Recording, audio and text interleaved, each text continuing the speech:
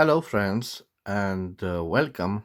Today, I will show you a beautiful classic German fountain pen from the 1940s. This is the beautiful Soennecken 116 model. It is a beautiful celluloid fountain pen. It is the classic Schwarz black fountain pen with the gold trimmings. And as I said, it was produced around the 1940s decade. Why I'm so excited? Maybe you didn't heard about this German brand, Soennecken, and I don't blame you. But believe it or not, Soennecken, the Soennecken Fountain Pen Company, was founded in 1875 as a manufacturer of pens and inkwells. Soennecken, it is one of the most important historical producer of fountain pens in Germany. Practically the first fountain pens were produced around 1890, and we know this fact because it was discovered a product catalog from that period.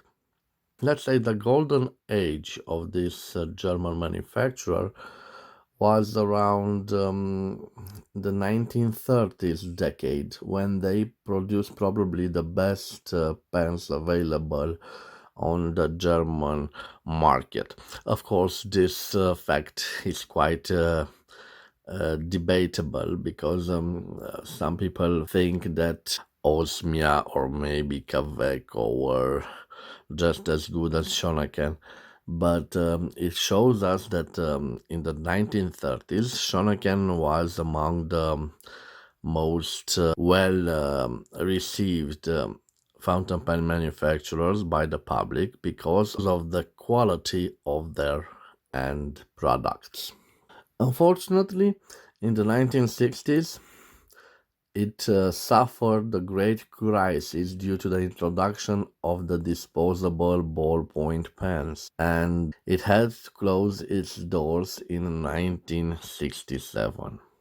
So you probably, if you don't live in Germany, you probably didn't knew the name of this rather interesting historical German fountain pen produced. What can I say?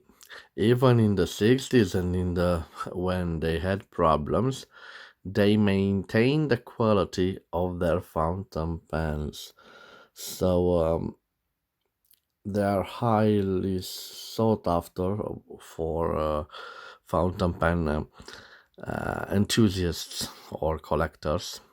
For me, this is my first Soennecken fountain pen, and I am proud of it. I paid for it 58 euros or 65 American dollars, and this is including the transportation cost of delivery. As you can see, this is a beautiful fountain pen. And I told you at the beginning of the video that the model is 116. And I hope you can see in this lighting on the barrel, it's Soennecken, and just quite faded away, we have 116. What about this line of fountain pens? You must know that during the years of the Second World War and even before the start of the Second World War, there were German laws that prohibited the use of strategic materials considered strategic materials for the war effort, like the gold. So it became practically impossible for Soennecken to use the gold nibs. Instead, they used a metal called palladium, and they marked their nibs with the symbol Pargo. This fountain pen is a product of the 1940s. It is a classical piston filler fountain pen. You can see that it is quite a thicker fountain pen. So it's not a slim fountain pen, but rather generous fountain pen. I will leave the measurements, but and of course I will do the comparison with similar models from the 1940s. But believe me, this is quite a thicker fountain pen. It has this flattened cap, and also the turning knob is flattened. And interesting, it has these gold plated trimmings, but being made in the 1940s, we have a steel nib. We have imprinted on it Soennecken and this crown. This is a beautiful nib. Although it's made from steel, you will see that it's a semi-flex nib, a very interesting nib. On the back, we have this ebonite feed, and it's slightly concave, the grip section. We continue with the transparent ink window, which is this color, orange color or amber color. We continue with the body, and at the end we have the turning knob. We simply rotate the turning knob, and we see the cork at the end of the piston. It works quite fine, and it retracts. I don't know if I told you, but the material used is celluloid. At first, this line was launched in the classic black celluloid, but the later models were also available in blue and gray. This fountain pen was available in different dimensions. So we had the model 110, 112, the 116 that you see here, and the 120. So there were named depending on their size. This is, let's say, um, number 3 size, because the 120, it was the largest of them all. Speaking of sizes, this is the Soennecken 116 from the 1940s. And I have another fountain pen from the 1940s, also a piston filler. This is the Pelican 100N. And an older version of the Pelican 100N from the 1930s. This is the Pelican 100 in black. This is the fountain pen that started all the trend in Germany of piston filling mechanisms, which were very popular. Even Soennecken had to release fountain pens with this system. They are quite similar.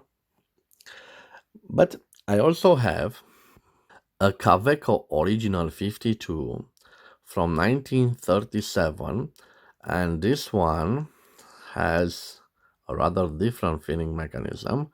It is a button filler, So not a piston filler, but also a quite popular fountain pen in the 1930s in Germany. And I have also a model from overseas, a Waterman's Commando. This is a model from the 1940s, and even a classic one, the torpedo shape of the Mont Blanc Meisterstück 146 from 1952. And I also have a more modern fountain pen, a Lamy from 1967, which has a more modern design. I want to show them all side by side. You can see that the Soennecken is quite a thick fountain pen, and I can't compare it with the Mont Blanc 146 and even with the Lamy. It is a thick fountain pen, but as you see, it is a small fountain pen. Its length is compared with the Pelican models from the 1930s and 1940s. Of course, I will leave the measurements of the beautiful Soennecken on the screen, and we will do a writing sample. But first, I want to show you other characteristics of the body of this fountain pen. As I told you, we have this flat end of the cap. It has some scratches in time, and on the clip we have Soennecken written.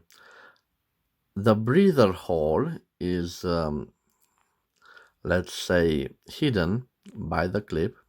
We have one breather hole, and the second breather hole, we can see it here. We have these two lines at the end of the cap. One is wider and one is thicker. You already know that we have a screwed in cap. And I wanted to show you some other interesting inscriptions.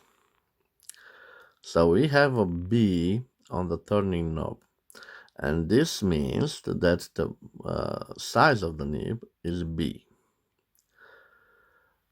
And interesting enough, we have a hole here. I don't know what is the use, and another hole here. Maybe it has a role in the disassembly of this product. You can see that the end of the turning knob is flat. This time we don't have the scratches. It feels good in the hand. The celluloid, it does good things. It's a nice material, quite a shiny material. Now we are practically ready for the writing sample. Today I thought that we could use green, brilliant green ink. This is quite a vintage ink. I believe it's from the 1980s, and I recently acquired it. So this is the bottle. It's a large bottle. I believe it has yes, 62.5 milliliters in Germany. Okay, let's unscrew the bottle. Okay, gently with the pen. And now I simply unscrew the turning knob. and you can see it. Okay. Now we will insert the fountain pen in the ink bottle and be sure that we submerge this breather hole in the ink. Let's see. Okay. And now we simply turn the piston in the other direction, and you can see the ink window is obscured because the ink was drawn. We will use a tissue. We simply gently remove the excess of the ink. Always, always, after you use the ink bottle, please put the cap back on to avoid accidents, because believe me, accidents can happen. This can be posted. You can see it fits quite well. But you know that I don't like to post my fountain pens because in time they will scratch the butt. So I simply leave it uncapped. The cap, I will leave it here, the Soennecken cap. Now I am ready for the writing sample. And I think, oh, I have a problem. It doesn't write. So in a piston filler, when you see that it doesn't write, you simply unscrew. Oh my God, I've done a little mistake. And okay, so I unscrewed it. Okay, let's use a tissue. Okay, let's see now if it writes. Yes, it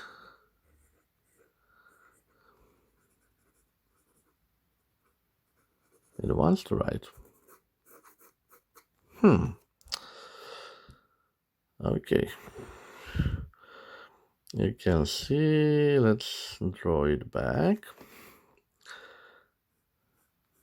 Okay, sorry for that, guys. So let's just focus. I want to see. So we have a Soennecken 116 celluloid from the 1940s. This is a German fountain pen. It has a steel nib. It's a broad nib.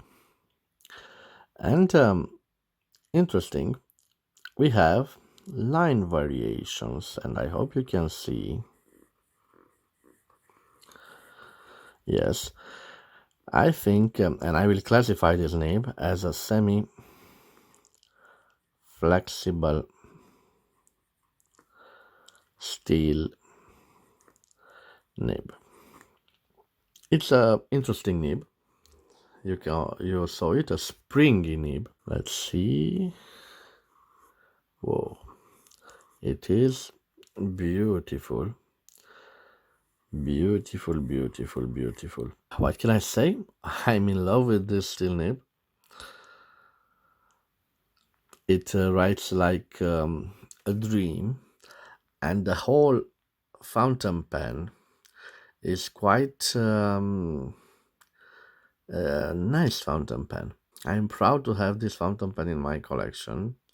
I'm proud that I found it, and I'm very lucky that I found it at this cheap price. It is an honor to add it to my collection. As you saw on the other fountain pens, this is a piece of German history, a representative piece of the 1940s, hard years for the German industry, especially in Bonn, where Soennecken had its factories. All the production facilities were destroyed and they were reopened only in 1947 with the efforts of the remaining relatives. But they had the know how and they started again. And in the 50s, the German industry simply thrived. But it was a shame in the 60s with the arrival of the disposable ballpoint pen, which was a real crisis comparable to the crisis of the watch industry. You know, the mechanical and the automatic watches from Switzerland that had the crisis with the quartz mechanisms when they appeared, and it was a shock. Same for the fountain pen industry. Unfortunately, as time goes on, this is the one German firm that I regret that it closed its doors, as I regret the closing of the doors of the Italian firm Omas in 2015. Maybe I'm a romantic, maybe I believe that the firms that deliver qualitative products even in bad times, they should have a place in our economy. But this is the reality we live in. So the products that are more cost effective, they remain on the market. That's why this is one of the reasons that I prefer vintage fountain pens. The pens that were made with great care, they became iconic because they were popular, they were easy to use, and they had quite good nibs. Thank you for your time. Thank you for joining me in discovery of this vintage Soennecken fountain pen. I hope you've liked my small review. If you liked it and enjoyed it, please subscribe to my channel. As always, I wish you to have a nice day, and thank you for your time. As you can see, it is a pleasure to write with this fountain pen. Bye bye. Have a nice day. Bye bye.